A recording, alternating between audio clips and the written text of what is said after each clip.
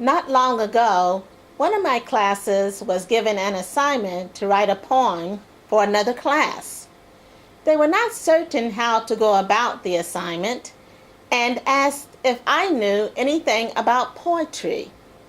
I began to give them a quick introduction to poetry and suggested that they write a haiku, very short and sweet, but more importantly, traditional of Japanese culture. The students still were perplexed, and so was I. I soon found that as 20-year-old somethings, they knew little about haiku and other traditional forms of Japanese art, like no and kabuki.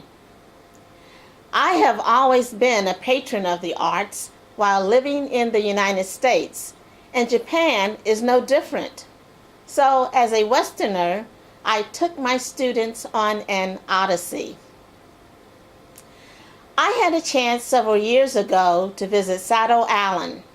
This was my first introduction to No, a form of theater with music, dancing, and drama. Founded in the 14th century, the players were all male. The inspiration for No, Zaimi, was banished to Sado when he fell out of favor with the government. Women at that time were forbidden to participate. While in Sado, I learned that the heavy wooden masks depict the characters played. The movements are slow and the speaking is chant-like.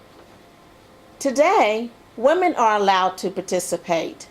I learned this from one of my female students who further educated me in the art of No and played the No flute. No is not for the faint of heart and very difficult to understand. On the other hand, kabuki is pleasing to the eyes, ears, and much easier to understand. Its roots trace back to the Edo period, and surprisingly, it was founded by a female troupe. However, still today, the actors are male, playing female roles. Most actors have a hereditary stage name.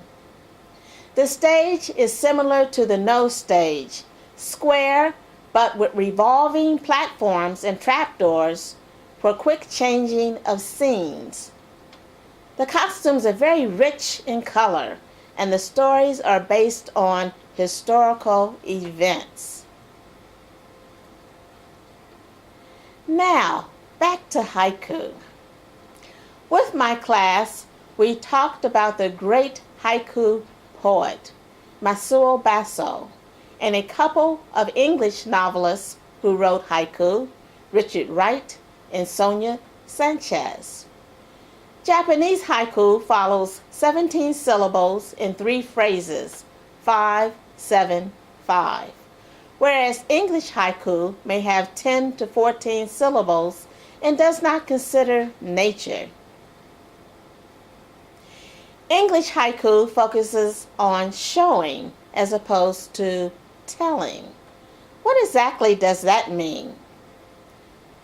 Westerners have a tendency to be very clear with their intent, while vagueness may await those from the Far East. The latter brings a mystery to one's writing and interpretation, but opens the mind to explore. In 2011, New York City started using curbside haiku to alert pedestrians and cyclists to be more careful when crossing, riding the streets because of the high rate of accidents involving vehicles and them. Colorful artwork accompanies the curbside haiku. You are encouraged to enjoy English through the arts. It is here to stay. Recently, Lower House member Toshiaki Endo, a member of the LDP panel on education, talked about the importance of English and his dream that every child in Japan will one day be able to communicate in English with persons around the world. So in ending, I dedicate and leave you with a haiku. You speaking English, words flowing like a river, sweet sounds of success.